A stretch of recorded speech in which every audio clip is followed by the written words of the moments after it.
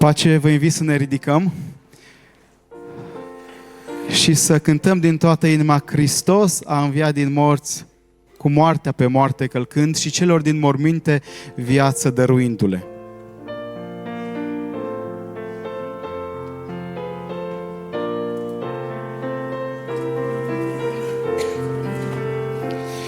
Hristos a înviat din morți, cu moartea pe moarte călcând, și celor din morminte viață dăruindu-le.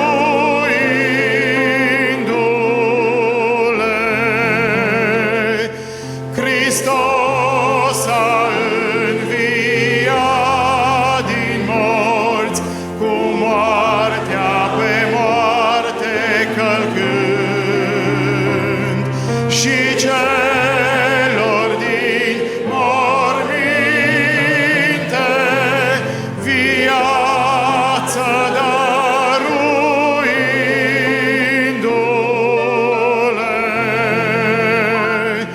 Hristos a înviat din morți, cu moartea pe moarte călcând,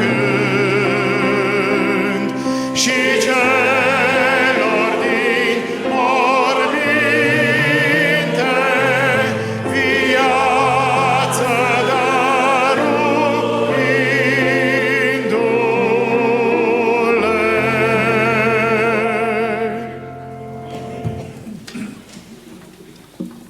Ne plecăm ființele înaintea lui Dumnezeu. Tatăl nostru care ești în ceruri, sfințească-se numele Tău în mijlocul nostru, în inimile fiecăruia. Prin slava Ta L-ai înviat pe Domnul Iisus Hristos și El este viu în vecii vecilor. El este prezent în mijlocul nostru prin Duhul Sfânt și este prezent în inimile noastre. Îți mulțumim frumos. Am vrea ca tot ce este în noi să Te onoreze, să Te glorifice pe Tine, pentru că prin învierea Domnului Iisus Hristos ne-ai dat harul să fim și noi oameni plini de încredere și de speranță. Să fim convinși că Iisus Hristos, care are toată puterea în cer și pe pământ, este soluția și răspunsul pentru fiecare dintre problemele, frământările, necazurile noastre, întrebările ce le avem. Doamne, îți mulțumim frumos că prin Domnul Iisus Hristos avem pace, avem bucurie, avem viață veșnică, avem numele scris în ceruri, este un loc pregătit pentru fiecare dintre noi. El este înălțat în glorie, dar este și prezent prin Duhul Sfânt și noi ne dorim din toată inima să ne arătăm mulțumirea printr-o viață de ascultare. De aceea ne punem încrederea în Tine și Te rugăm să binecuvântezi adunarea noastră cu prezența Ta, inspirația Duhului Tău cel Sfânt, ungere sfântă și binecuvântată peste toți slujitorii Tăi, în mod deosebit pentru cuvântul propovăduit, fie prin cântare, fie prin predică. Doamne, am vrea să pătrunzi în adâncul inimii noastre, să faci lumina, să ne dai harul pocăinței și al credinței, după cum este nevoie. Cerem îndurare pentru toți cei prezenți. Și dacă în mijlocul nostru sunt suflete care n-au făcut legământ cu Tine, ai milă, Doamne. Te rugăm să le vorbești în mod deosebit, să-i cuprinzi, să-i copleșești cu dragostea Ta, prin Duhul Sfânt, să-i convingi că iubești, că ai dat tot ce ai avut mai scump, Tată Ceresc, ca oricine se încrede în Tine să nu piară, ci să aibă viață veșnică. Cerem îndurare și milă și lumină pentru poporul român. Cei mai mulți se consideră credincioși. Doamne, binecuvântează cu harul credinței adevărate. În numele Domnului ne rugăm pentru întreaga planetă, pentru tot globul, pentru toate popoarele și toți oamenii. Știm din cuvântul Tău că Tu vrei ca niciunul să nu piară. Toți să se întoarcă la Tine prin pocăință și credință, de aceea vremea aceasta, zilele acestea, ne rugăm să fie vremuri de mântuire, când cuvântul Tău este propovăduit cu putere și mulți sunt străpunși în inimă și îl primesc pe Domnul Iisus Hristos Domn al vieții lor.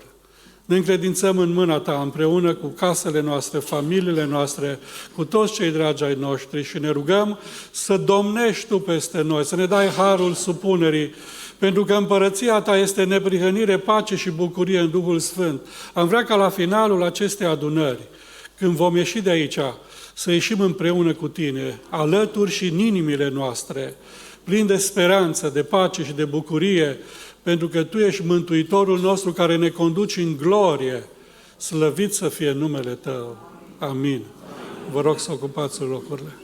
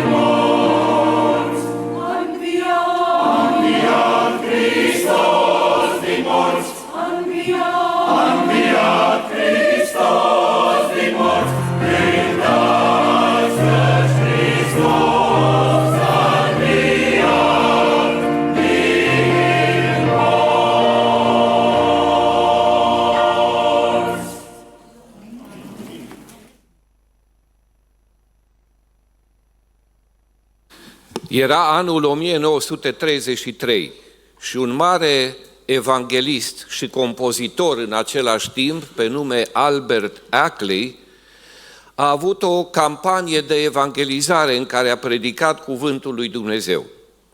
Și în urma unei predici în care a vorbit foarte mult despre mântuirea prin jertfa Domnului Iisus Hristos, la final a venit la el un tânăr evreu și l-a întrebat: mesajul dumneavoastră m-a pătruns, dar totuși, spuneți-mi, de ce m-aș închina în fața unui evreu mort?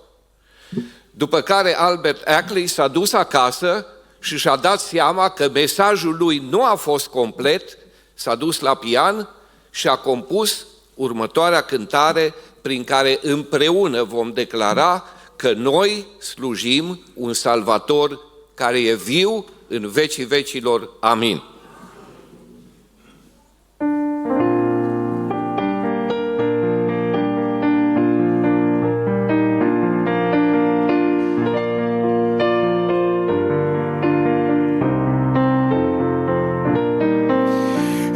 slujesc pe Salvatorul, pe Cel ce-a înviat.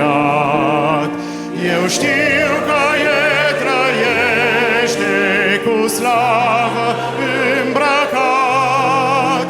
Îi simt deschisă mâna și brațul iubitor, și când îl chem, El vine în ajutor. E viu, trăiește Domnul meu, cu mine merge și-mi vorbește chiar pe drumul greu. E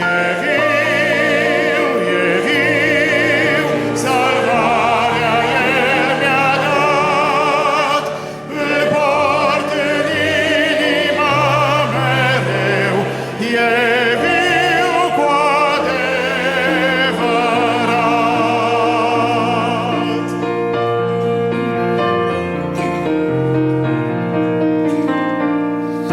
Privesc întreg pământul și văd iubirea sa, și chiar lovit de grijuri, eu nu voi dispera.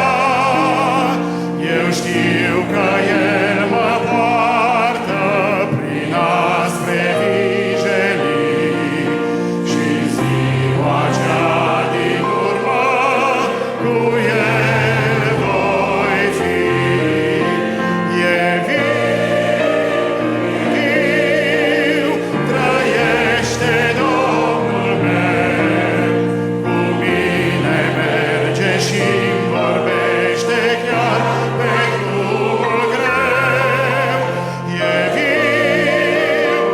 viu, salvarea El mi-a dat, îl port în inima mereu. E viu cu adevărat.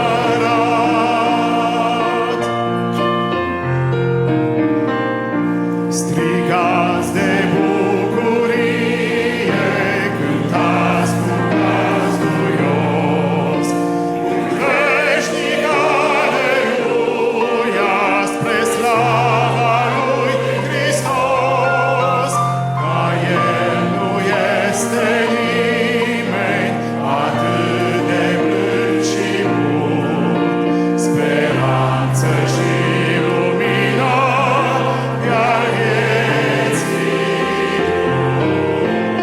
E viu, trăiește Domnul meu, cu mine merge și-mi vorbește chiar pe drumul greu. E viu, salvarea El mi-a dat, îl port în inima mereu. E viu cu adevărat.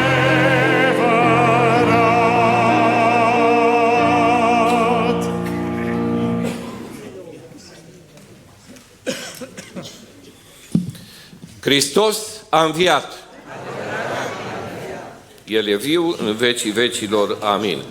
În dimineața aceasta frumoasă, în care sărbătorim învierea Domnului Iisus Hristos, vă spunem tuturor un bun venit în casa lui Dumnezeu. Aici trebuia să fiți la închinare. Am reperat mai multe grupuri venite din diferite părți, poate pe unii nu i-am reparat. Avem un grup din Elveția, vă rog să vă ridicați, bine ați venit. Da? Dumnezeu să vă binecuvinteze, ne bucurăm că sunt în mijlocul nostru, chiar dacă locuiesc acolo, urmăresc serviciile noastre pe internet. Avem un grup din București, nu? Da? Ridicați-vă, da? E fiica fratelui Vido de acolo, de la cor. Avem un grup din Belgia. Hai să vă văd. Din Ucraina. Da? Bun. De unde mai avem? Vă rog să vă ridicați alți oaspeți. Avem din Benin un frate. Benin? Hello? Da. Mai avem și alți oaspeți sau de-ai noștri care s-au întors? Din satul mare, avem aici o soră? Din Hunedoara, din satul mare, din Moldova Nouă, am reperat acolo, da. Dumnezeu să vă binecuvinteze pe toți. Aș vrea acum, corul a declarat că Iisus Hristos a înviat, aș vrea și noi să declarăm cu glas tare, așa cum ne îndemna cântarea, strigați cu glas tare lucrul acesta, dar și implicațiile. Și vă invit să ne ridicăm, așa pentru o citire liturgică în care să proslăvim numele Domnului Iisus Hristos, care este stăpânul nostru. Eu voi citi ce este cu prima parte, dumneavoastră cea de-a doua. Hristos a înviat. Robii Domnului, lăudați numele Domnului. Fie numele Domnului binecuvântat de acum și până în viață. Te lăudăm, Doamne, pentru minunea învierii lui Hristos din morți. Iisus Hristos, Domnul nostru, este Fiul lui Dumnezeu. El este Regele Regilor. El este Domnul Domnilor. Aleluia! A Domnului Dumnezeului nostru este mântuirea, slava, cinstea Și puterea. Amin. Amin. Vă rugăm să luați loc. Parte a părtășiei noastre este și modul în care ne informăm cu privire la viața bisericii. De aceea, întotdeauna în cadrul serviciilor divine, noi avem și o secțiune de anunțuri, care nu distruge spiritualitatea, ci întărește părtășia dintre noi, pentru că e bine să știm unde alții și este bine să știm de lucrurile în care este implicată biserica. Mâine vom avea o sărbătoare specială, pe care noi am numit-o Învierea, o sărbătoare pentru fiecare, la care vor participa copii de la diferite centre de plasament, deținuți de la penitenciarul din Timișoara, tineri adolescenți de la școala de reeducare de la Buziaș. Vor veni foarte mulți, câteva sute. Serviciul va începe la 10. Știți ce trebuie să facem noi? Să fim aici, să fim alături de ei, să-i încurajăm, să venim pregătiți, să dăruim, pentru că vom avea o colectă specială pentru această lucrare și, de asemenea, fiecare familie să aducă un platou de prăjitură și ouă vopsite, pentru că noi vom da masa de la biserică, dar prăjiturile și celelalte le veți pregăti dumneavoastră, așa ca să fie toată lumea implicată. Tot luni, de la orele 15, va avea loc Marșul Învierii, în care toate confesiunile creștine se unesc împreună să declare că Iisus Hristos a înviat. Marșul va începe din fața Catedralei Mitropolitane. Cei care s-au hotărât sau vor să cunoască mai mult din Cuvântul lui Dumnezeu, vor să-L urmeze pe Domnul Iisus Hristos și să-L mărturisească în apa botezului. Sunt invitați, începând de duminica din 12 mai, ora 10, la un curs de pregătire, un curs de cateheză, îl numim noi, se desfășoară în sala de protocol a bisericii. Tot în 12 mai vom avea și binecuvântări copii.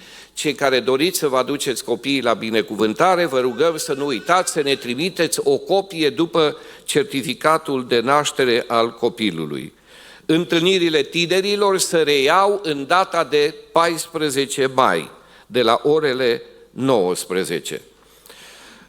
Tot în 12 mai vor începe serviciile de închinare în noua clădire a Bisericii Baptiste Moșnița Nouă. Sunt invitați toți cei care doresc să se implice în această lucrare în vederea pregătirii inaugurării care va avea loc în toamnă. Acum vă rog buletinul bisericii să-l deschideți la pagina 3, dacă l-aveți.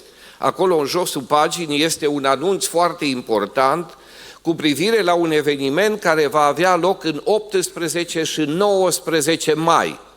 Este vorba despre întâlnirea absolvenților de facultate baptiști care au frecventat facultatea aici în Timișoara și au venit la biserica noastră înainte de 89 sau au început facultatea în 1989.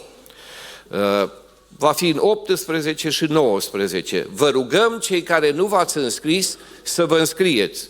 Este familia Ciupe, în special Adriana Ciupe, care se ocupă de problemele de secretariat. Vă rugăm la final să vă înscrieți pentru a putea participa și noi, de asemenea, să avem o evidență cu toți cei care vor veni. Acum, tot ca parte a închinării noastre, noi ne închinăm lui Dumnezeu și prin dărnicia noastră, care este de bună voie, dar din toată inima. Doamne, ajută-ne! Amin!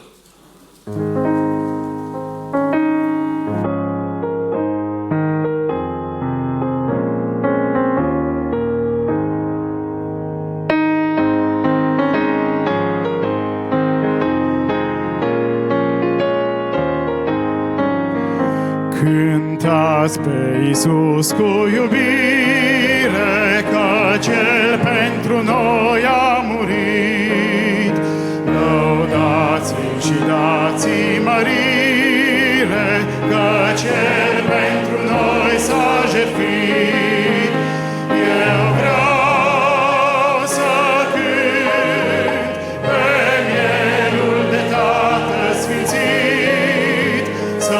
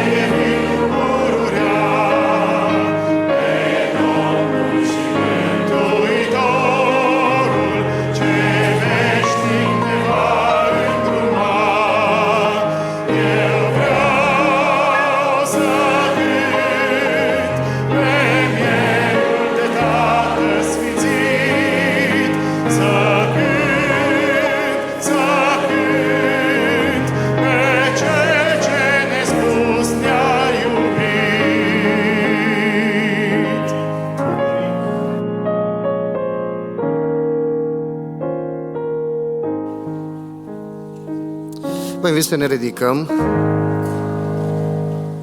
Citim câteva versete din 1 Corinteni, capitolul 15, de la versetul 20 până la versetul 22.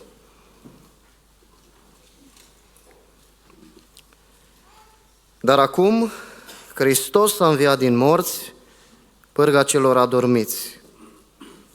Căci dacă moartea a venit prin om, tot prin om a venit și învierea morților. Și după cum toți mor în Adam, tot așa, toți vor învia în Hristos. Amin. Nu este învechit, este actual mesajul și nu-l spunem doar sub formă de salut și doar ca formalism, ci mărturisim și credem din toată inima noastră: Hristos a înviat. Numele Lui să fie binecuvântat în veci. Vrem să avem un timp în care venim înaintea Lui în rugăciune. Am cântat, am declarat lucrările minunate ale Domnului, vrem să le mărturisim și în rugăciune. Și în momentele de rugăciune următoare o să avem nevoie de un copilaș foarte curajos. Sărbătoarea Paștelui este sărbătoarea care adună la oaltă familia. Așa că am vrea în spiritul acesta de familie să venim în închinare rugăciune în momentele următoare și o să avem nevoie de un copil foarte curajos care se va ruga. Vom avea nevoie și de un adolescent foarte curajos care se va ruga. Vom avea nevoie și de un tânăr curajos care va mărturisi și va binecuvânta numele Domnului în rugăciune. Vom avea nevoie de un părinte și un model care să vină să se roage Domnului, tata sau mama. O să avem nevoie de un bunic sau o bunică foarte curajoasă, care să vină să mărturisească numele Domnului în rugăciune. Și întreb, avem străbunici în mijlocul nostru? Și dacă avem, căutăm un străbunic sau o străbunică plină de putere și curaj, care să vină înaintea Domnului în rugăciune, să-L binecuvântăm pe Hristos Domnul nostru cel înviat. Amin. Începem cu un copilaș curajos.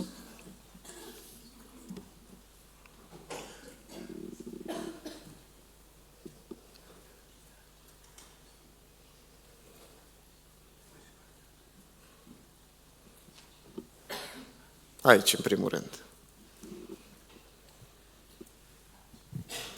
Tatăl nostru, îți mulțumim pentru ziua asta, îți mulțumim că am putut să venim la biserică. Mulțumim, Doamne. Îți mulțumim că ne-ai păzit, îți mulțumim că ai înviat pentru noi, îți mulțumim Slavă că... ție, Doamne. Îți mulțumim că trăiești, îți mulțumim că putem să te lăudăm prin cântări și prin rugăciune. Te rugăm să ne ajuți să credem mai mult în tine și Amin. să ne păzești. Amin. Amin.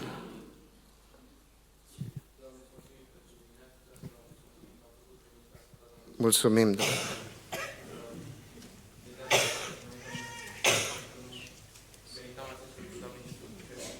Fiecăruia dintre noi, Doamne, te lăudăm că ai înviat, Doamne, și Slavă că ție, prin binecuvântat acest lucru, să Doamne, fii. putem avea și noi viață veșnică, Doamne. Te lăudăm pentru toată lucrarea pe care ai făcut-o pe pământ, Doamne, și îți mulțumim că am putut veni în această dimineață în casa Ta. Mulțumim. Amin. Amin.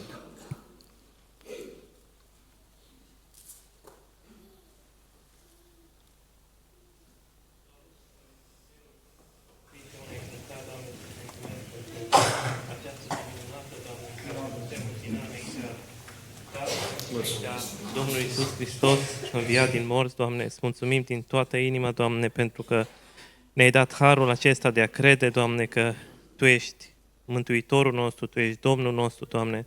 Te rog, întărește-ne, Doamne, pe Amin. cale de fiecare dată, Doamne, când simțim, Doamne, că nu noi, Doamne, deținem controlul și ăsta este adevărul, că nu noi, ci Tu ești, Doamne, în controlul vieților noastre, Doamne. Așa este. Și îți mulțumim, Doamne, că viața noastră nu ne mai aparține nouă, Doamne, ci este în mâna Ta, Doamne, și Amin. Tu ne vei purta, Doamne, așa cum spune cuvântul Tău, în carul Tău de biruință, Doamne, până la capăt. Ajută-ne, Doamne, să ne ducem mântuirea până la capăt, Doamne, Amin. și într-o zi, Doamne, să stăm înaintea Ta, Doamne, plin de bucurie, Doamne, ca și în această zi. În numele Domnului Iisus m-am rugat. Amin. Amin.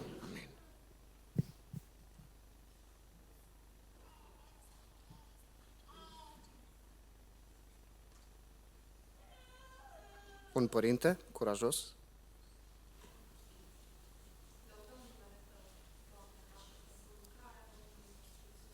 Slavă ție! Îți mulțumim pentru moartea și învierea Lui. Mulțumesc! Așa cum l-ai adus la viață. Mulțumim că prin Duhul Tău cel Sfânt ne-ai dat viață nouă tuturor celor care cred în El.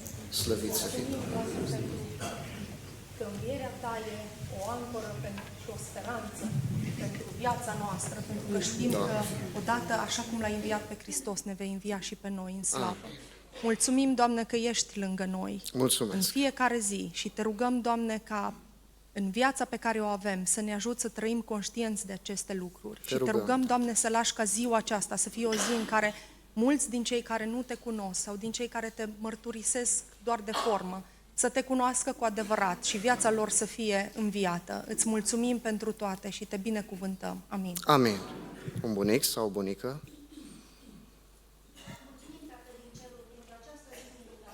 Mulțumesc.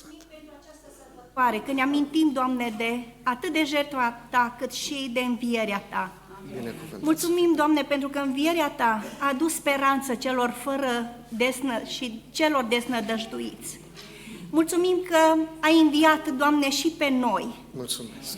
Mulțumim, Doamne, pentru această zi, că ne amintim atât de frumos, că Te-ai îndurat de întreaga omenire. Mulțumim. Mulțumim, Doamne, că nu Te-ai dat jos de pe cruce, pentru că Te-ai gândit la noi. Mulțumim, Doamne, pentru învierea Ta. Mulțumesc. Și în ziua de astăzi te rog să lași binecuvântare peste întreaga biserică, de la cel mai mic până la cel mai în vârstă. Doamne, în continuare ne punem toată speranța în Tine. Tu ești toată nădejdea noastră, Tu ești bucuria noastră. Te binecuvântăm, Tată din ceruri, și Te lăudăm pentru toată viața noastră. Amin. Amin. Un străbunic sau o străbunică? Această zi a bucuriei, Doamne, suntem la Sion, împărtășie cu poporul Tău. Îți vreau să binecuvântezi lucrarea din ziua de astăzi. Îți mulțumim frumos că ești viu în vecii vecilor. Vrem, Doamne, să Te sărbătorim în Sion, Doamne, în familiile noastre și în orașul nostru și în țara noastră. Te rog să cercetezi pe cei nemântuiți, Doamne. Sunt atâția care bâșbie în păcat, Doamne, trezește-ți poporul Tău. Îți mulțumim, Doamne, că ne-ai făcut părinți, ne-ai făcut bunici, îți mulțumim că suntem străbunici. Ajută-ne, Doamne, ca trăirea noastră pe acest pământ să învățăm calea, adevărul și viața. Ajută-i, Doamne, să Te caute dintr-o inimă sânceră și curată, toți tinerii din Sion, Doamne, și să Te primească ca Domn și Mântuitor în viețile lor. Binecuvintează pastorii noștri, Doamne. Amin. Binecuvintează corul, fanfara, tineretul, Doamne, formațiile muzicale, pentru cei ce, Doamne, se ocupă de copii. Îți mulțumim, Doamne, că au dragoste și plăcere pentru copii să învețe cuvântul Tău. Dă-le sănătate și putere și îți mulțumim, Doamne, că Tu poți să faci mai mult decât cerem noi. Ai milă de cei năcăjiți, ai milă cei bolnavi, Doamne, care trec prin încercări, prin boale, la paturi de suferință, Doamne, mângâie, înviorează și îmbărbătează-i, Doamne, și ajută-i și ei acolo unde să găsească plăcere, Doamne, și bucurie în cuvântul Tău. Rămâi cu noi și în ziua de astăzi și îți mulțumim că o vei face. Amin. Lăudat și binecuvântat să fie numele Tău, Doamne. Tu ești singurul care merită lauda, cinstea, onoarea, închinarea, reverența. Te binecuvântăm în această zi pentru că ai arătat putere, o putere nu despre care doar am citit, ci o putere arătată în învierea Domnului Iisus Hristos. Mulțumesc, Tată Sfânt, că această putere a arătat-o și în viața noastră. Ne-ai înviat și ne-ai adus la viață prin credință în Domnul Hristos. Te binecuvântăm pentru lucrarea Ta. Tu ești singurul, ești unicul Dumnezeu. În Tine credem și pe Tine te mărturisim. Cercetează biserica Ta în aceste momente. Doamne, venim să-ți mulțumim pentru toată intervenția pe care ai făcut-o în viața noastră personală și în viața bisericii Tale. Ești un Dumnezeu care a răspuns permanent rugăciunii, un Dumnezeu care ne-a ascultat, un Dumnezeu care a intervenit când nimeni nu putea face nimic. Te binecuvântăm și îți mulțumim pentru felul în care ai lucrat. Ne apropiem de Tine și cu motive de cerere. Doamne, noi ne bucurăm de învierea Ta, dar sunt atâția care nu Te cunosc. Îndură-Te de ei. Ai milă, Tată Sfânt, de toți cei care nu Te cunosc și fac parte din familiile noastre. Dacă ne pregătim să Te sărbătorim astăzi în familie, cercetează toți oamenii, toți membrii din familiile noastre. Nu să ne bucurăm doar de o părtășie împreună, ci să ne bucurăm de Domnul Iisus Hristos stând împreună la masă. Te rugăm, Tată Sfânt, să chem la mântuire. Tu ai putere să zdrobești orice inimă, așa că te rugăm și astăzi, prin cuvânt, tuturor celor care suntem aici, Te rugăm să ne vorbești și te rugăm, Tată Sfânt, să lași harul Tău mântuitor peste adunarea Betel. Doamne, creștinătatea sărbătorește învierea Ta. Te rugăm să Te descoperi multor oameni, să ne bucurăm de Tine astăzi și în zilele următoare.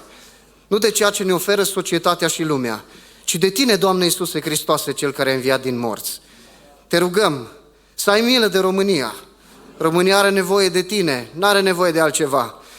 România are nevoie de pocăință, de credință în Tine, așa că te rugăm, lasă Duhul Tău de cercetare, ca să se întoarcă românii cu fața către Tine. Nu ține cont, te rog în numele Domnului Iisus, de vremurile de neștire. Te rugăm, Tată Sfânt, să ne chem la Tine și să Te înduri de poporul român. Și peste toate, numele Tău să fie înălțat, binecuvântat în veci de veci. Amin. Vă rog să vă reașezați, lăudăm pe Domnul prin cântare.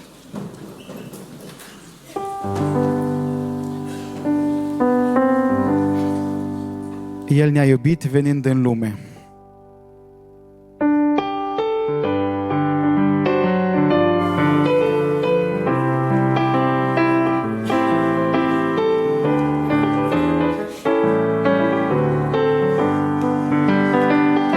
El ne-a iubit venind în lume, noi cei pierduți să fim salvați prin sânge sfânt, vărsat pe cruce la Golgota. Iisus Hristos ne-a vindecat.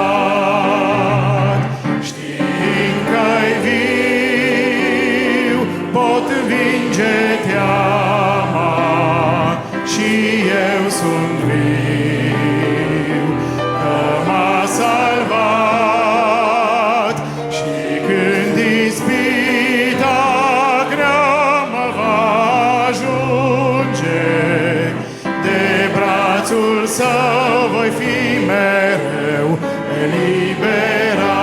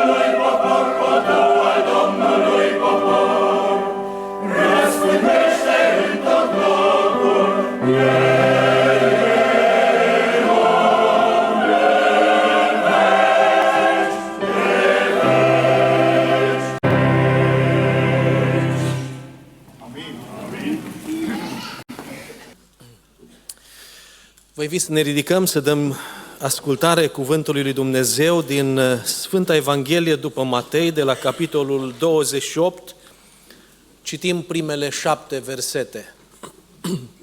La sfârșitul zilei sabatului, când începea să se lumineze înspre ziua dintâia săptămânii, Maria Magdalena și cealaltă Marie au venit să vadă mormântul. Și iată că s-a făcut un mare cutremur de pământ, căci un înger al Domnului s-a pogorât din cer, a venit și a prăvălit piatra de la ușa mormântului și a așezut pe ea. Înfățișarea lui era ca fulgerul și îmbrăcămintea lui albă ca zăpada. Străjerii au tremurat de frica lui și au rămas ca niște morți. Dar îngerul a luat cuvântul și a zis femeilor: nu vă temeți, căci știu că voi căutați pe Iisus care a fost răstignit. Nu este aici, a înviat după cum zisese. Veniți de vedeți locul unde zăcea Domnul și duceți-vă repede, despuneți ucenicilor lui că a înviat dintre cei morți. Iată că el merge înaintea voastră în Galileea, acolo îl veți vedea. Iată că v-am spus lucrul acesta. Amin. Plecăm capetele pentru un moment de rugăciune. Doamne, mare și minunat este numele Tău. Binecuvântăm, Doamne, lucrarea Ta desăvârșită în persoana Domnului nostru Iisus Hristos și faptul că într-o vreme ca și aceasta Fiul Tău, Mântuitorul nostru, a biruit moartea cu moartea pe moarte călcând. Doamne, de data aceasta, când noi, poporul Tău, suntem adunați la părtășie, ne dorim din toată inima să auzim glasul aceluia care este viu. Mulțumim, Doamne, că Tu ești gata să vorbești și astăzi. Sensibilizează, Doamne, inimile noastre. Doamne, înțelepțește mințile noastre, așa încât să ascultăm ceea ce Tu vrei să ne spui și apoi prin Duhul Sfânt ne rugăm, Doamne, dă-ne putere să împlinim în viețile noastre tot ceea ce este spre lauda numelui Tău și spre binecuvântarea noastră veșnică. Amin. Amin. Vă rog să luați loc și în continuare corul cântă spre lauda lui Dumnezeu.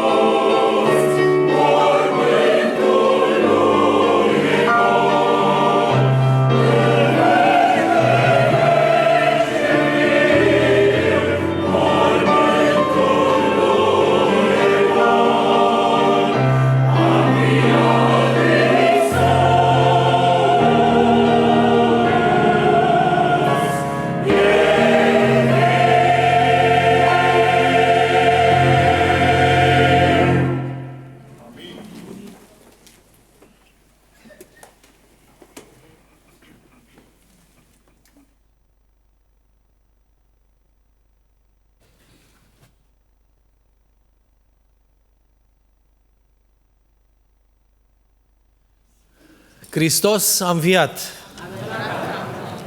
Hristos a înviat! Hristos a înviat!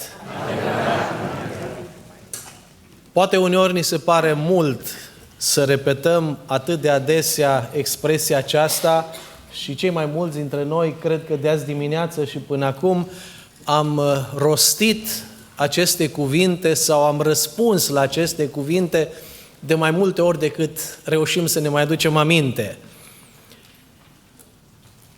Nu este prea mult. Indiferent de câte ori ai spus aceste cuvinte astăzi sau în orice altă zi și indiferent de câte ori ai răspuns la ele, nu este prea mult. Este un adevăr prea mare, prea important, prea cu miză pentru noi oamenii, ca să fie obositor în a-l rosti de prea multe ori.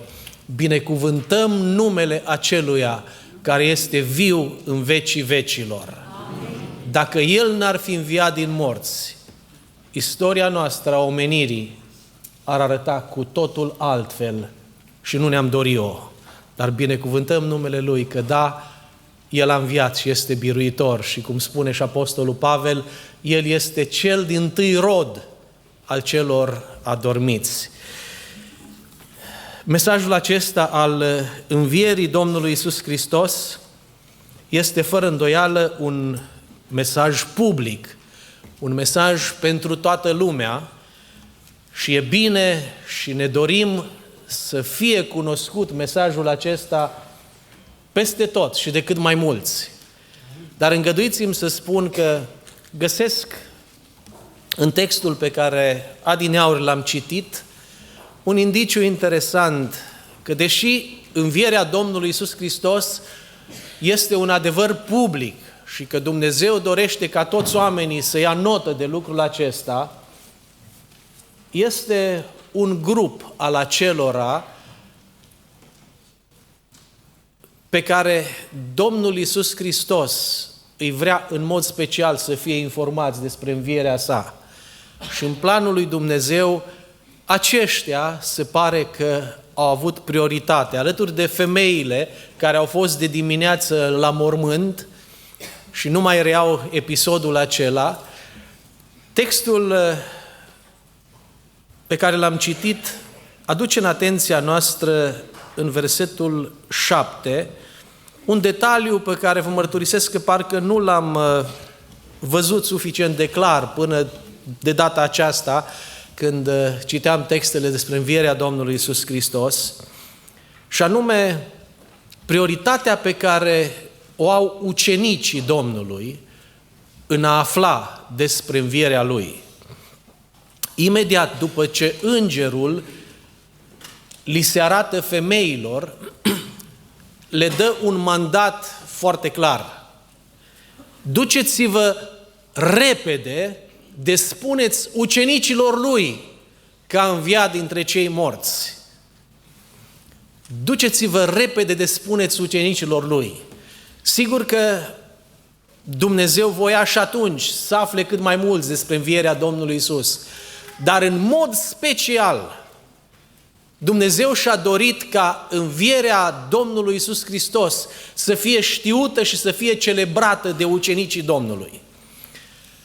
Îngăduiți-mă așadar să subliniez acest aspect în mesajul din dimineața aceasta pe care l-am intitulat Mesajele învierii pentru ucenicii Domnului. Da, este un mesaj pentru toți oamenii, dar în mod special și cu prioritate trebuie să înțelegem că mesajul acesta este pentru noi, cei care suntem ucenici ai Domnului.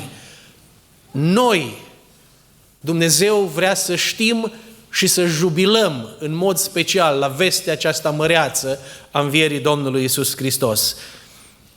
Și asta nu din motive egoiste, ci există cel puțin două motive pentru care cred că Dumnezeu a vrut în mod deosebit ca ucenicii să ia notă de învierea Domnului Iisus Hristos. Primul motiv este fără îndoială faptul că ei, ucenicii, au fost apropiații săi și au fost afectați în mod deosebit de cele ce se întâmplaseră cu patimile și moartea Domnului Iisus Hristos. Alături de femeile care veniseră din Galileea la Ierusalim cu Domnul Iisus, alături de rudele foarte apropiate de sânge ale Mântuitorului, fără îndoială, ucenicii au resimțit în mod deosebit durerea aceasta teribilă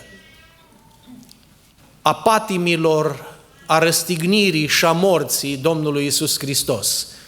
Și pentru că ei erau apropiații Domnului, cei care 3 ani și jumătate umblaseră alături de El, mâncaseră alături de El, îi ascultaseră învățăturile, Domnul a știut că ei, în mod deosebit, au suferit din cauza asta și e normal ca ei să aibă prioritate în a fi informați despre învierea sa.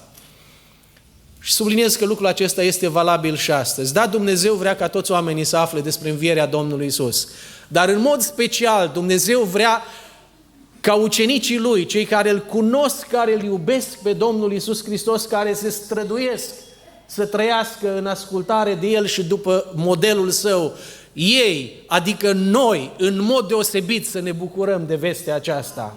Toți să se bucure, dar e normal că cei care îl iubesc pe Domnul Iisus Hristos să sărbătorească Paștele, învierea Domnului cu mai multă pasiune decât o fac alții. Pentru că suntem apropiații Domnului prin har și binecuvântare. Și un al doilea motiv pentru care cred că era normal ca ei să aibă prioritate este legat de faptul că ucenicii Domnului aveau și au și astăzi un rol special în planul lui Dumnezeu. Domnul Iisus petrecuse vremea aceasta de 3 ani și jumătate cu ei cu un scop. Și scopul a fost să-i echipeze ca ei să fie misionari întregii lumi, ei să fie oamenii prin care cuvântul Evangheliei să ajungă cât mai departe. Misiunea lor ar fi fost complet ștearsă dacă ei n-ar fi cunoscut și n-ar fi luat în serios învierea Domnului Iisus Hristos. Esența mesajului pe care ei aveau să-l proclame era aceasta, că Domnul lor, învățătorul lor, cel care a fost dat la moarte, a biruit moartea și este viu în vecii vecilor. De aceea, ucenicii Domnului de atunci trebuia să știe repede lucrul acesta și să ia notă de el. Și același lucru este valabil și astăzi.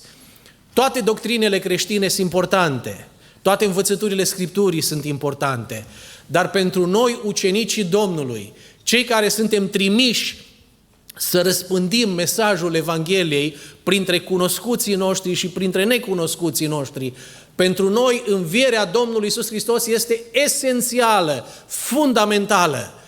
Fără un accent pe învierea Domnului Iisus Hristos, mesajul nostru este incomplet și este lipsit de putere. Teorii și vorbe multe se pot găsi peste tot, dar nădejdea învierii morților și viața veșnică este dată doar prin învierea Domnului Iisus Hristos. Așadar, pentru ucenicii Lui de atunci și pentru ucenicii Lui de astăzi, mesajul învierii Domnului Iisus Hristos a fost și este prioritar. Suntem apropiații Domnului și normal să ne bucurăm în mod special de învierea Lui și suntem cei mandatați, să spunem și altora, și învierea trebuie să fie miezul proclamării noastre. Și pentru că am folosit de mai multe ori cuvântul acesta ucenicii Domnului de atunci și de astăzi, îngăduiți-mi să fac această clarificare. Ce înseamnă a fi ucenic al Domnului și cine este azi ucenic al Domnului? Ucenic al Domnului, în sensul cel mai simplu și elementar, înseamnă un urmaș al Domnului Iisus Hristos. Unul care merge pe urmele sale, unul care ascultă învățăturile sale, unul care stă sub autoritatea Lui. Aceștia au fost ucenicii Lui de atunci. Aceeași definiție este și pentru ucenicii Domnului de astăzi. Oameni care se numesc creștini sunt mulți, însă cu tot respectul trebuie să subliniem că ucenic al Domnului în mod real este acela care merge pe urmele Domnului Iisus Hristos, care e interesat să asculte cuvintele Domnului Iisus Hristos, care stă sub autoritatea învățăturilor Domnului Iisus Hristos. Acela este ucenicul Domnului. Pentru aceștia, mesajul învierii este cu totul și cu totul special. Și înainte de a merge mai departe, aș vrea să lansez această invitație personală pentru fiecare. Este între tine și Dumnezeu. Dar puneți această întrebare. Sunt și eu cu adevărat un ucenic al Domnului? Sunt și eu un ucenic al Domnului? Îl urmez pe Domnul Iisus Hristos? Sunt pasionat de învățătura sa? Mă străduiesc să stau sub autoritatea sa și să trăiesc conform modelului său? Dacă răspunsul tău clar și ferm este da, prin harul lui Dumnezeu sunt un astfel de ucenic, dă laudă lui Dumnezeu, bucură-te de mesajul învierii, transmite mesajul învierii. Dar dacă răspunsul tău este nu, nu cred că sunt ucenic, sau nu știu dacă sunt ucenic, înalță această rugăciune spre Dumnezeu, ca în această zi de mare sărbătoare, Dumnezeu să te ajute să devii ucenicul Domnului Iisus Hristos. Nu este mai mare cinste și mai mare bucurie în lumea aceasta pentru un om decât să fie ucenicul Domnului Iisus Hristos. Cere-i Domnului puterea să pășești de azi înainte pe urmele Lui. Cere-i Domnului harul de a lua aminte la cuvântul Său și de a-L împlini în viața ta. Și atunci mesajul acesta este în mod special un mesaj și pentru tine. Așadar, mesajele învierii pentru ucenicii Domnului sunt 3 elemente clare cuprinse în mesajul pe care îngerul îl prezintă femeilor și spune: mergeți și spuneți ucenicilor lui de grabă aceste lucruri. Cele 3 puncte ale predicii nu sunt altceva decât cele 3 segmente din versetul acesta 7, care conține mesajul pentru ucenici. Și prima parte a mesajului, și cea mai evidentă și esențială, este: duceți-vă repede de spuneți ucenicilor lui că a înviat dintre cei morți. Aceasta era esența mesajului. Duceți-vă repede și spuneți ucenicilor lui, cei care îl iubesc, cei care sunt apropiații lui, cei care se străduiesc să facă voia lui și să trăiască învățăturile lui, mergeți repede și spuneți-le că el este viu, nu mai este mort, este biruitorul morții. Ce înseamnă asta? Și ce a însemnat pentru ei? Ne-am obișnuit cu expresia aceasta, cu învățătura aceasta, dar haideți numai un pic să ne punem în pielea lor, a ucenicilor de atunci. Ce a însemnat pentru ei mesajul că Iisus a înviat din morți? În primul rând, a fost o mărturie a credincioșiei lui Dumnezeu. Cu alte cuvinte, convingerea lor ca evreilor de rând din vremea aceea era că Dumnezeu face dreptate. Convingerea lor e că Dumnezeu nu rămâne indiferent la suferințele urmașilor săi și apropiaților săi. Dar ceea ce văzuseră ei în ultima vreme că s-a întâmplat cu Domnul Iisus Hristos i-a bulversat foarte tare. Convingerea lor este: neprihănitul Domnului, fără îndoială, va primi dreptate din partea lui Dumnezeu. Și cu toate acestea, intră în săptămâna mare și pe măsură ce se apropie de ziua de vineri, devine tot mai clar faptul că lucrurile par să o ia razna într-o altă direcție. Și ucenicii Domnului, care îl însoțiseră de la Ierusalim, sperau că da, el va fi împăratul proclamat acum aici în Ierusalim. Îl onoraseră la intrarea în Ierusalim cu ramuri de finic și cântaseră osanale și credeau că totul acum o să culmineze într-o întronare a lui acolo la Ierusalim. În schimb, ce s-a întâmplat? El este prins, arestat, dus în judecată, biciuit, răstignit, scuipat, batjocorit și moare. Și tot ce crezuseră ei despre dreptatea lui Dumnezeu părea să se fi dat peste cap. Păi dacă a fost cineva care a făcut voia lui Dumnezeu, învățătorul nostru desigur a fost. Unde-i Dumnezeu în tot ce s-a întâmplat cu el? Unde-i Dumnezeu de nu intervine și n-a intervenit? Am crezut până în ultimul moment că nu o să-l lase să moară, că o să intervină cumva. Și n-a făcut-o. Și aceasta era marea nedumerire a ucenicilor. Și acum, vestea învierii Domnului Iisus Hristos vine ca un indiciu că, în ciuda a ceea ce se părea, Dumnezeu cu adevărat rămâne credincios aleșilor săi și credincioșilor săi. Pentru că Dumnezeu este în stare să regleze conturile chiar și dincolo de moarte.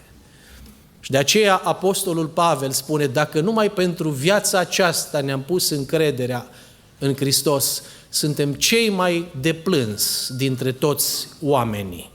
Dar Hristos a înviat, spune el, Apostolul Pavel, pârga celor adormiți.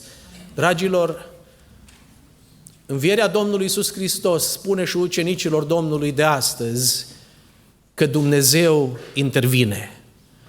Că Dumnezeu intervine. Intervine pentru aleșii săi, intervine pentru credincioșii săi, intervine pentru sfinții săi. Nu după calendarul nostru, nu după calendarul celor apropiați nouă și de multe ori nici al celor care se roagă pentru noi și ne susțin și de multe ori strigăm către Dumnezeu pentru vindecarea cuiva care e foarte credincios, care îl iubește pe Domnul și zicem sigur o să intervină cumva Dumnezeu. Și trec zilele și trec săptămânile și boala avansează și zici, unde-i Dumnezeu, de ce nu intervine? Omul ăsta slujea și slujește pe Dumnezeu, de ce Dumnezeu nu intervine să-l vindece? Și dai din umeri și n-ai răspunsuri. Și uneori n-ai răspuns niciodată în lumea asta. Dar vestea bună adusă de învierea Domnului Iisus Hristos este că reglarea de conturi nu se face aici, ci se face dincolo. Da, mulțumim lui Dumnezeu, sunt multe situații în care Dumnezeu răspunde aici și acum și reglează conturile. Dar sunt multe situații în care Dumnezeu ne lasă să așteptăm mai mult decât ne-am dori. Vestea bună pentru toți este că în cele din urmă credincioșia lui Dumnezeu va fi onorată. Și dragilor, mă uit aici și recunosc fețe ale celor care știu că ați pierdut persoane dragi, oameni pentru care v-ați rugat, oameni care l-au slujit și l-au iubit pe Dumnezeu și v-ați întrebat de ce Dumnezeu nu intervine. N-a intervenit nici pentru Fiul Său dincoace de mormânt, dar a intervenit dincolo de mormânt. Credeți lucrul acesta, bucurați-vă de lucrul acesta, fiți întăriți de lucrul acesta. Credincioșia lor pentru Dumnezeu, slujirea lor pentru Dumnezeu n-au rămas și nu vor rămâne nerăsplătite. Dumnezeu va răsplăti în veșnicie credincioșia fiecăruia dacă n-a făcut-o în lumea aceasta.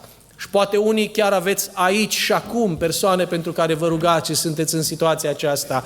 Cereți Domnului harul de a vă încrede în Dumnezeu, că El o să intervină când știe El și cum știe El. Iar până atunci Dumnezeu să ne dea răbdarea de a sta liniștiți, știind că El rămâne pe tron și El este biruitor. Încă ceva. Mesajul învierii pentru ucenici însemna că răul nu are ultimul cuvânt. Tot ce s-a întâmplat în săptămâna patimilor părea să sugereze că, din păcate, ultimul cuvânt în lumea asta pare să-l aibă răul, răutatea, nedreptatea, tupeul, egoismul și nu binele. Și așa s-a arătat până duminică. Dar în ziua de duminică, Dumnezeu a arătat că nu răul are ultimul cuvânt, ci binele. și Dumnezeu. Sunt atâtea situații în care avem și noi impresia că în lumea asta atâta de strâmbă, răul are ultimul cuvânt. Oameni buni, relativ, că buni perfecți nu suntem nici care, dar oameni buni comparativ cu alții, adesea au de suferit. Și oameni răi o duc bine de foarte multe ori. O duc bine cei care mint, cei care înșală, cei care câștigă pe nedrept. Și te miri de ce? Și ai impresia că răul are ultimul cuvânt. În Duminica Învierii, mai mult decât oricând, trebuie proclamat și trebuie auzit mesajul acesta. Nu răul are ultimul cuvânt, ci binele și împărăția lui Dumnezeu și dreptatea lui Dumnezeu. Citeam zilele acestea despre un caz foarte interesant. Un tânăr din New York, pe nume Glenn Chambers, un tânăr dotat de Dumnezeu, cu abilități tehnice deosebite, în anul 1947 s-a hotărât să plece în misiune în Ecuador ca să se implice într-o lucrare de radio pentru proclamarea Evangheliei acolo. A lăsat totul în urmă, a luat hotărârea aceasta să se pună la dispoziția Domnului și pleca misionar. A ajuns în aeroport, în Miami, și și-a dat seama că n-a apucat să trimită o scrisoare, o informare mamei sale despre faptul că pleacă. Și s-a gândit, hai măcar acum să fac lucrul acesta. În grabă mare a căutat ceva pe ce să scrie și nu a avut nimic la îndemână, a găsit undeva pe jos acolo o bucată de hârtie aruncată de cineva, care era un material de reclamă, pe care scria foarte mare why, de ce. Neavând altceva pe ce să scrie, a luat hârtia asta și pe spatele ei i-a scris mamei sale câteva cuvinte despre faptul că, iată, am luat hotărârea aceasta, plec să lucrez misionar în radio în Ecuador pentru Împărăția lui Dumnezeu. A împachetat acel bilet, l-a pus într-un plic și l-a trimis mamei sale. A urcat în avion, însă, din păcate, avionul n-a mai ajuns niciodată în Ecuador. Condițiile de vreme au fost foarte urâte și s-a întâmplat o nenorocire, avionul s-a prăbușit în anzi și toți pasagerii au murit, printre care și Glenn. Între timp, scrisoarea respectivă a ajuns la mama sa și ea citește pe o parte a hârtiei: am hotărât să-L slujesc pe Dumnezeu, să mă pun la dispoziția Lui, să plec misionar pentru răspândirea Evangheliei în Ecuador, prin unde radio. Și pe partea cealaltă apare cuvântul why, de ce. Și acel cuvânt rezuma toată drama acestei femei. Doamne, de ce? De ce băiatul meu? De ce un om care a ales să te slujească pe tine? De ce pentru el îngădui așa ceva? Dacă ar fi murit un criminal, un răufăcător, dar unul care voia să te slujească pe tine, de ce? Și poate că întrebarea aceasta este o întrebare pe care mulți v-ați pus-o în diverse etape ale vieții sau vă puneți și astăzi. Îngăduiți-mi să vă spun în această zi a învierii Domnului Iisus Hristos că, deși în lumea aceasta niciodată poate nu o să primim pe deplin răspunsul la întrebarea de ce, învierea Domnului Iisus Hristos garantează faptul că va veni o vreme în care vom primi răspuns. Va veni o vreme în care vom primi răspuns. Dumnezeu să ne întărească credința în vremea aceasta de așteptare. Și încă ceva: învierea din morți a Domnului Iisus Hristos a însemnat o confirmare a deciziei ucenicilor de a-L urma pe Hristos, că a fost cea mai bună decizie a vieții lor. cele întâmplate până în dimineața învierii începeau să ridice semne de întrebare. Oare nu cumva ne-am înșelat? A fost o vreme în care acest Iisus ni s-a adresat și a zis, vino după mine. Și citim din Evanghelii că cei care au auzit cuvintele acestea, ce au făcut? Au lăsat totul și l-au urmat. Au lăsat slujbele lor, sursele lor de venit, o mare parte a timpului au fost nevoiți să-și lasă familiile în urmă, să-și lasă prioritățile lor și să-L urmeze pe El. Și săptămâna patimilor a început să aducă semne de întrebare. Oare sigur am făcut lucrul cel mai bun când am răspuns afirmativ chemării sale? Oare sigur nu ne-am înșelat? Oare chiar s-a meritat să lăsăm totul și să-L urmăm? Ei, dimineața învierii a arătat că s-a meritat și că decizia lor de a spune da atunci când Hristos i-a chemat a fost cea mai bună decizie a vieții lor. Același lucru e valabil și pentru noi, ucenicii Domnului de astăzi. Fără învierea Domnului Iisus Hristos ar rămâne multe semne de întrebare.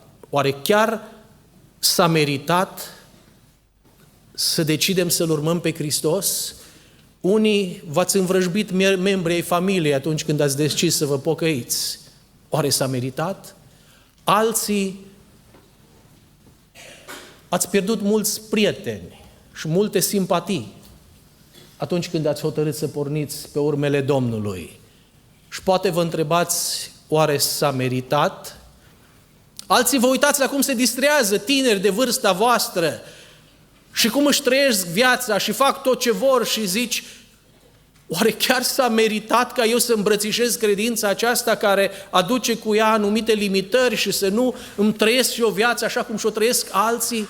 Oare s-a meritat? Și poate te străduiești să-ți câștigi existența într-un mod onest și cinstit și vezi cum alții se descurcă în alte feluri și zici, oare se merită toată această luptă pentru integritate și pentru Dumnezeu? Învierea Domnului Iisus Hristos îți dă răspunsul. Da, se merită. Se merită cu vârf și îndesat.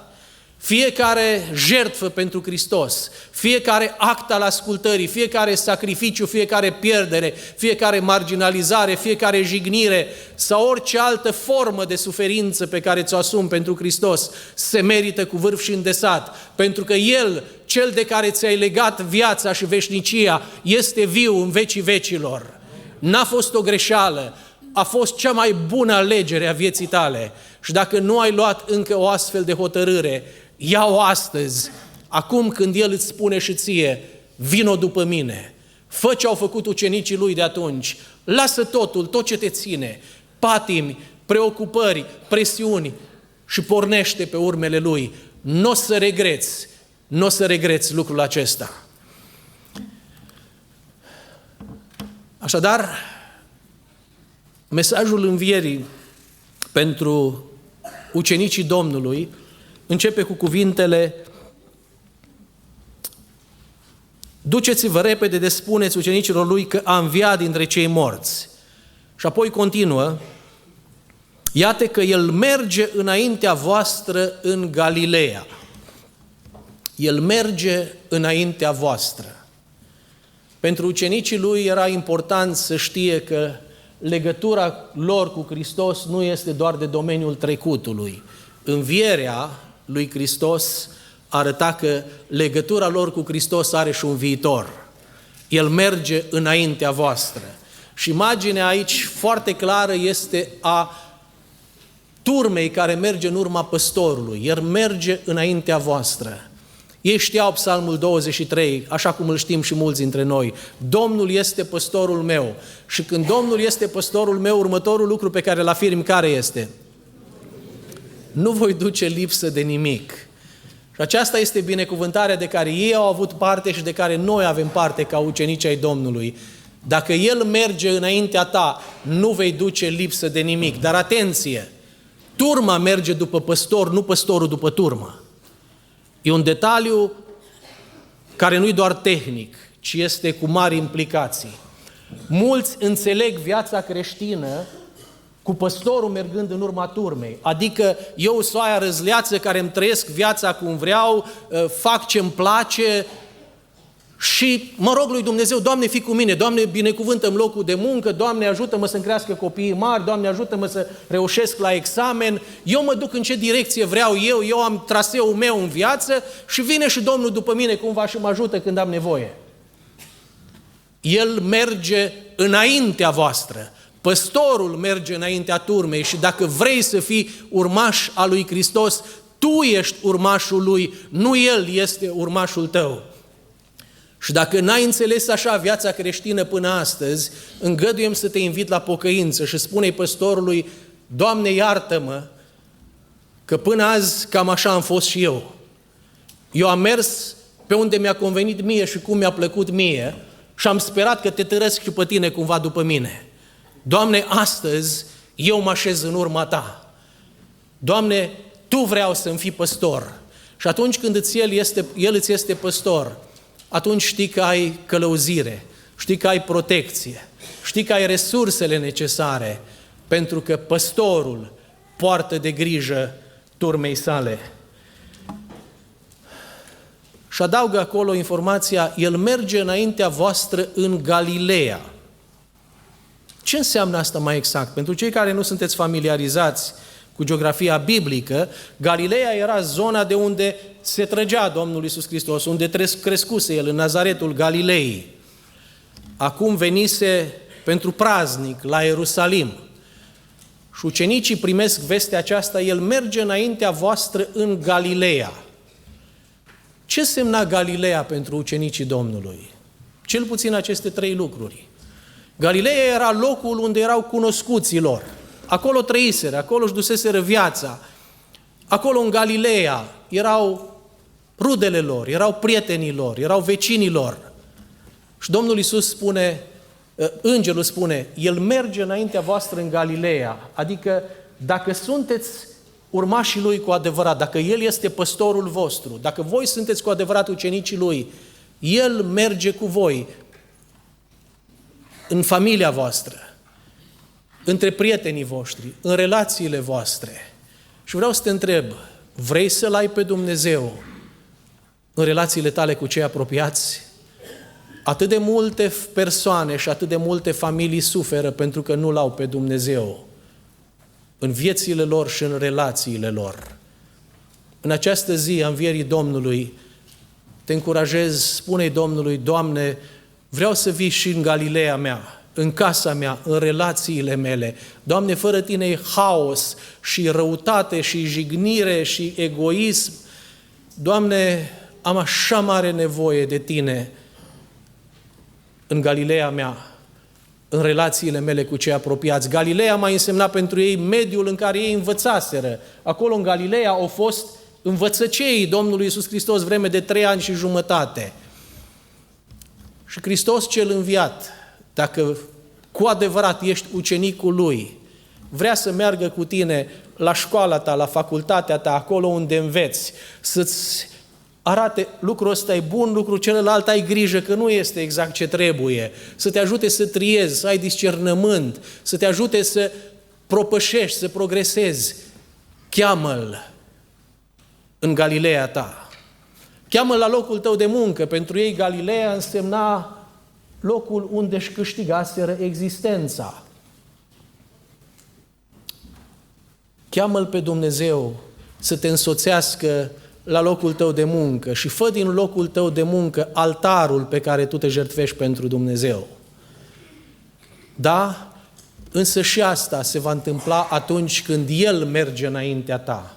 Și încă o dată încurajez pe fiecare, haideți să-i spunem Domnului, Doamne, prea te-am spus, te-am lăsat de multe ori în spatele meu și am făcut ce mi s-a părut mie potrivit. Doamne, de azi mi-aș dori așa de mult ca eu să vin după Tine, să-ți cunosc principiile, să-ți cunosc, Doamne, pasiunile, dorințele și așa să trăiesc în familia mea, așa să trăiesc în școala mea, așa să trăiesc la locul meu de muncă. Dar aș mai adăuga aici Da, Domnul a mers cu ei în Galileea, dar a mers cu ei și mai departe de Galileea, la Ierusalim, pentru că ei au avut desfășurat lucrare și acolo. Și vreau să subliniez lucrul acesta. Domnul care este păstorul tău și cel care merge cu tine în Galileea, în locul pe unde tu îți faci veacul, va merge cu tine și în Ierusalim. Să știți la care Ierusalim mă refer. La Ierusalimul Ceresc. El merge înaintea noastră. Noi nu suntem în ceață de acum înainte. Datorită învierii lui Hristos, știm că El ne va lua de mână și când trebuie trecut Iordanul spre veșnicie. Și mare lucru este să știi că atunci când vei pleca din lumea aceasta, Hristos, păstorul, este cu tine și de mână cu El treci Iordanul spre Ierusalim. De aceea copiii lui Dumnezeu nu se tem de realitatea morții sau n-ar trebui să se teamă, pentru că noi știm că El merge înaintea noastră. O fetiță locuia foarte aproape de cimitir și pentru că frecvent era necesar să treacă prin cimitir atunci când mergea să se întâlnească cu prieteni, atunci când se ducea la școală, când mergea la cumpărături, la un moment dat au început unii să o întrebe: auzi, ție nu ți-e urât, nu ți-e frică să tot circuli prin cimitir? Că, ești copil și cimitirul nu-i locul cel mai fain, așa, și cum e, nu ți-e teamă, așa, n-ai un disconfort? Și a zis, nu, eu n-am nicio problemă cu asta. Știți de ce? Că eu întotdeauna știu că dincolo de cimitir e casa mea. Și atunci nu mă tem de cimitir, că dincolo de cimitir e casa mea. Înțelegeți ce spun? Noi nu ne temem de cimitir. N-ar trebui să ne temem de cimitir, că dincolo de cimitir e casa noastră. Nu este doar aici, nu asta e casa noastră. Dincolo de mormânt, datorită lui Hristos, știm că acolo e casa noastră și când plecăm acasă. Și în final, al treilea lucru pe care vreau să-l observăm în mesajul Domnului Iisus, mesajul învierii pentru ucenicii Domnului, spune, acolo îl veți vedea. Iată că v-am spus lucrul acesta. Acolo, în Galileea, desigur, se subînțelege. Și m-am oprit un pic și m-am întrebat exact unde în Galileea l-au întâlnit ei pe Domnul Iisus. Și avem o relatare în sensul acesta în Evanghelia după Ioan, la capitolul 21, atunci când Domnul Iisus Hristos li se arată la Marea Tiberiadei sau Marea Galilei. Acolo l-au văzut. În ce fel? L-au văzut în intervenția sa miraculoasă și vă aduceți aminte de acea minune a pescuirii pe care ei au experimentat-o acolo și când au văzut ce minune s-a întâmplat, unul dintre ei a exclamat, știți ce a zis? Este Domnul! Căci pe țărm era cineva care le-a spus, aruncați mreaja în partea dreaptă. Până atunci n-au prins nimic. Și la glasul celui de pe țărm, când au aruncat din nou, s-a umplut mreaja. Și atunci când au văzut minunea aceea, au zis, este Domnul! Și au dat seama că este El. Vreau să vă încurajez că vom putea să-L vedem în continuare pe Domnul în intervențiile sale miraculoase. Vor fi, cum au fost și până acum, atâtea situații în care am avut ocazia să-L vedem pe Dumnezeu intervenind în ciuda slăbiciunilor și limitărilor noastre. Îți vine în minte vreun astfel de episod din viața ta în care te-ai văzut fără soluții, fără resurse și Dumnezeu a făcut o minune? Fii încredințat că dacă ești ucenicul Lui, îl vei vedea mai departe intervenind în felul acesta. Dar știți ce? Mă rog să ne deschide Dumnezeu ochii să-L vedem în astfel de minuni. Pentru că unii, acum am permis să zic asta că eu sufăr de miopie, unii suferim de miopie spirituală. Atâtea lucrări frumoase face Domnul și nu reușim să le vedem. Îți trebuie o sensibilitate a ochiului tău spiritual să vezi lucrările lui Dumnezeu.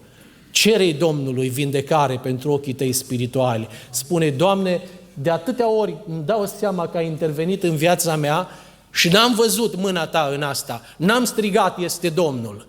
Data următoare, când vei interveni în vreun fel specific în viața mea, Doamne, deschide-mi ochii să văd că este Domnul, că ești Tu la lucru. L-au văzut ucenicii săi în intervențiile sale miraculoase, l-au văzut și în dragostea și purtarea sa de grijă. Atunci când acolo pe țărm, știți ce s-a întâmplat? I-a așteptat cu pește prăjit și cu pâine. Ne spune, ce imagine a păstorului care hrănește turma, poartă de grijă ucenicilor săi. Vreau să te întreb, faptul că ai avut și ai ce să pui pe masă, și asta nu numai în ziua de sărbătoare, ci în fiecare zi, este o dovadă că Domnul ți-a purtat de grijă. L-ai văzut și pe El în toate astea sau ai văzut doar rezultatul muncii tale, al eforturilor tale, al abilităților tale? Cere-i Domnului ochi deschiși să-L vezi în continuare în purtarea sa de grijă. Doamne, faptul că am cu ce să-mi cresc copiii, faptul că am ce să mănânc, faptul că pensia asta mică cumva se face că mi-ajunge. Doamne, ajută-mă să văd în asta purtarea Ta de grijă și să văd că Tu ești la lucru. Dar în mod special, unul dintre ucenici a avut ocazia să-L vadă pe Domnul acolo la Marea Tiberiadei, într-un mod special, în intimitatea părtășiei unul la unul cu Domnul. Și acela este cine? Petru. Pe el Domnul Iisus l-a luat deoparte și a început să-l întrebe, Petre, mă iubești tu mai mult decât toți ceilalți? Și urmează conversația aceea superbă din Ioan 21 între Petru și Domnul Iisus Hristos. Da, s-a bucurat Petru când a auzit că este Domnul la pescuirea minunată. S-a bucurat Petru, desigur, mă gândesc că era flămând și obosit când a văzut peștele prăjit. Dar cred că cel mai tare s-a bucurat Petru când Domnul Iisus a luat deoparte și au avut un timp special ei doi împreună. Sunt multe împrejurări în viață în care îl vezi pe Domnul și îl poți vedea. Dar cea mai superbă împrejurare în care poți să experimentezi prezența Mântuitorului viu este împărtășia ta personală cu El. Cum stai cu părtășia ta personală? Îți lași timp deoparte pentru a te conversa cu Mântuitorul, pentru a-i asculta cuvintele, pentru a îi împărtăși ce este pe inima ta? Dacă nu, fă și din lucrul acesta o prioritate. Lasă-L pe Hristos să se apropie de tine și prezența sa va fi cea mai mare bucurie de care poți avea parte în lumea aceasta, dar mai ales cea mai mare bucurie care ne așteaptă pe urmașii Domnului în ceruri. Știm că va veni o vreme în care părtășia noastră cu El nu se va rezuma numai la o părtășie prin ochii credinței, ci îl vom vedea față în față. Una dintre relatările cele mai dragi pe care le-am citit cu privire la învierea Domnului este una pe care probabil unii ați mai ascultat-o, dar vă împărtășesc acum în final. Despre un băiețel pe nume Filip, care suferea de o anumită condiție medicală mai aparte și asta îl făcea să fie un pic diferit de colegii lui din școală. Și după cum știm, din păcate, de foarte multe ori copiii fac bășcălie de cei care sunt diferiți de ei. Trist, dar așa se întâmplă. Domnul să aibă milă ca și fenomenul acesta să se diminueze. A venit sărbătoarea învierii Domnului și învățătoarea s-a gândit să le dea o temă copiilor. Le-a dat la fiecare o cutiuță sub forma unui ou colorat și le-a zis, uite, cutiuța asta goală, să mergeți să o umpleți sau să puneți în ea un simbol al primăverii. Aveți 20 de minute la dispoziție să mergeți, să căutați ceva ce să simbolizeze primăvara și învierea. Și au plecat. S-au întors după 20 de minute și au venit și au început să își prezinte fiecare rezultatul cercetării sale. Și un copil a deschis cutia și acolo era un fir de iarbă și a zis, uite, firul de iarbă m-am gândit că este un simbol al vieții noi, al învierii și de aceea l-am pus. Toți copiii au aplaudat. Alt copil a deschis cutiuța lui și a spus, eu am pus aici o floare, pentru că floarea este viață nouă, un simbol al primăverii. Altul a reușit cumva să prindă un fluture și l-a pus acolo și el a zburat și a zis, e viață nouă. Și m-am gândit că e un simbol bun al învierii. Și a venit și rândul lui Filip și a deschis cutiuța și în cutiuță era nimic. Inevitabilul s-a întâmplat ca de fiecare dată, toți au pufnit în râs și au început să facă bășcălie de Filip. Cum mă, n-ai găsit nimic? Cum mă, ce, 20 de minute? Chiar nimic? Și după ce s-au delectat o vreme râzând, învățătoarea a reușit să-i potolească, să spune, stați puțin, stai să-l întrebăm pe Filip. Filip, uite ce zic colegii tăi, n-ai găsit chiar nimic să aduci? Și Filip s-a uitat la ei și a zis, cutia este goală pentru că mormântul era gol. Și a dat răspunsul. Dar lucrurile nu s-au încheiat acolo. După câteva luni de zile, Filip s-a îmbolnăvit mai grav și a trecut în veșnicie. La slujba de mormântare a lui Filip au venit toți colegii lui de clasă și după ce Filip a fost așezat în mormânt, toți colegii de clasă au făcut un șir și unul câte unul a mers și a așezat pe mormântul lui Filip o cutiuță goală. Speranța învierii. Mormântul este gol.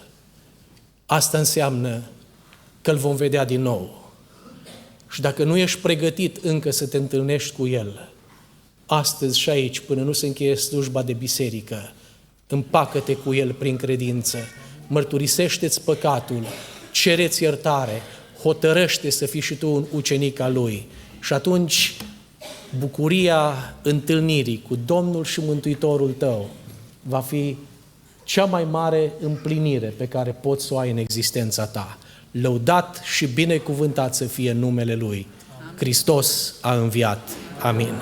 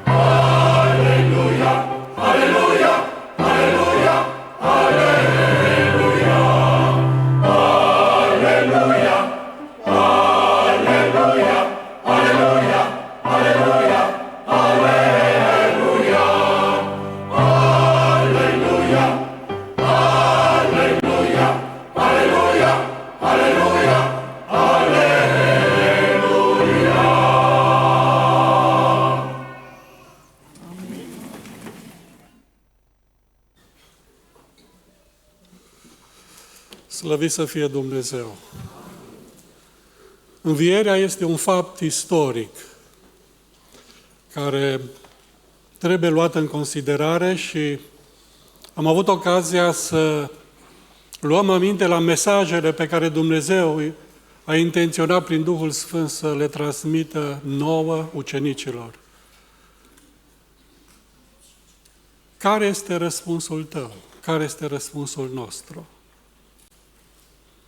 Suntem provocați să avem o atitudine, o reacție în așa fel încât să onoreze numele lui Dumnezeu. Și am fost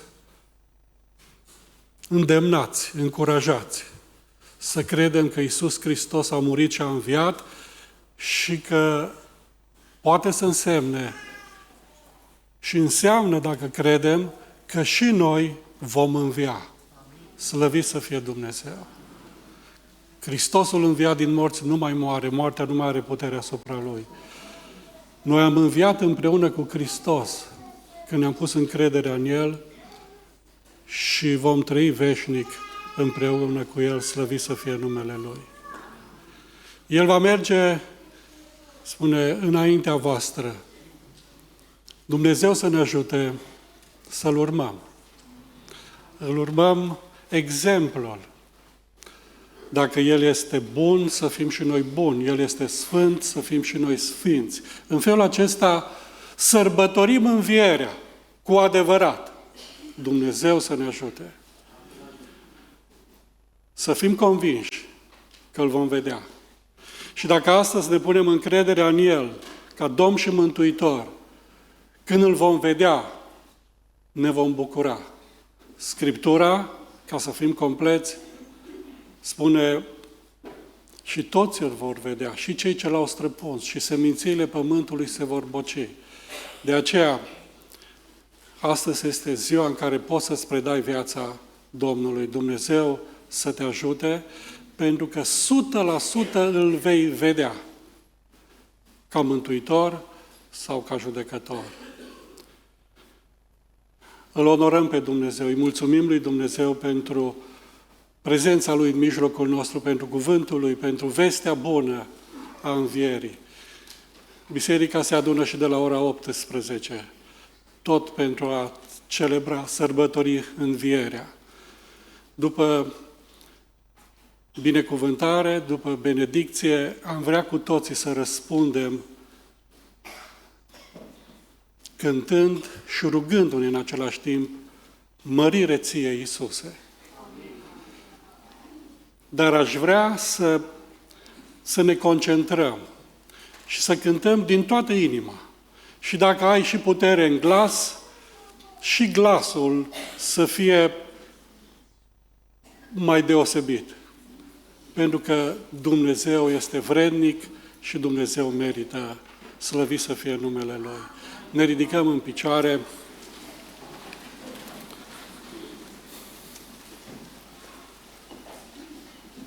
Și harul Domnului nostru Iisus Hristos, Cel care a murit și a înviat, este înălțat în glorie și va veni să judece vii și morții, a cărui împărăție nu va avea sfârșit.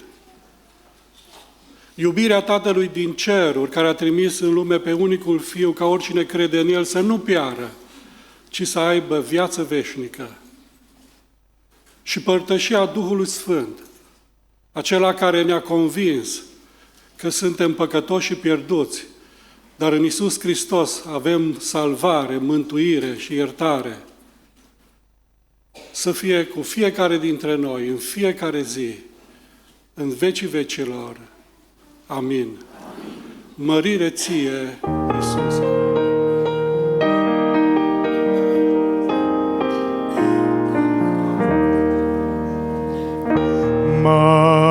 Mărire ție, Iisuse!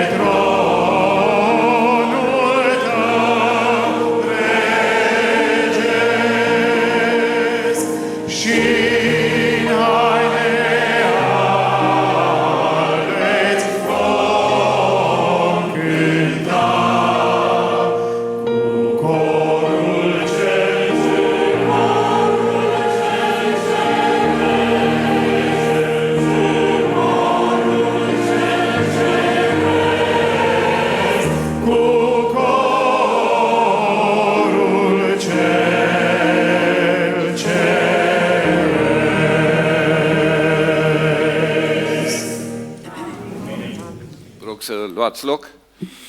În așteptarea acelei zile mărețe, când îl vom vedea pe tronul ceresc, până atunci biserica este liberă să calce pe urmele Domnului Iisus Hristos, cel mort, înviat și înălțat la cer.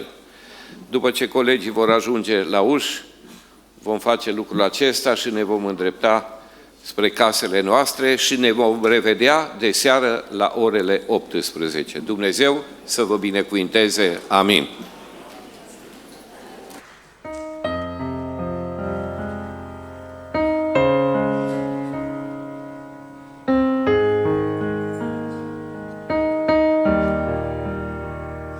Multă pace am găsit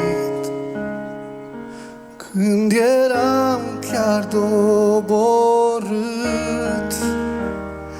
chiar și atunci când sunt lovit, pot să spun că nu sunt frânt. Iisus a biruit și mormântul a părăsit. Victoria-i al lui, înviat e dintre morți și din mormânt. Când mă va chema fără lacrimi, fără dureri, voi ieși să zbor spre cer, să îngenunchez înaintea lui salvat și iertat.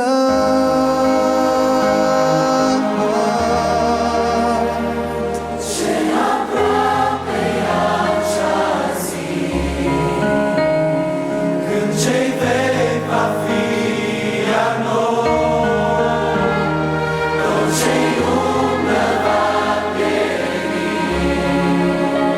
prin Iisus